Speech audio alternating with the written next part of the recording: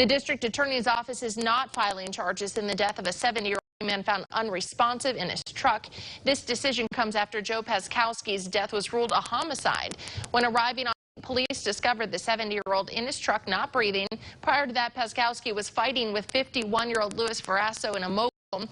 However, the coroner determined the cause of death to be heart failure following the altercation. As a result, no charges are being filed, and tonight, 24, we'll hear from the district attorney and the Corry police chief.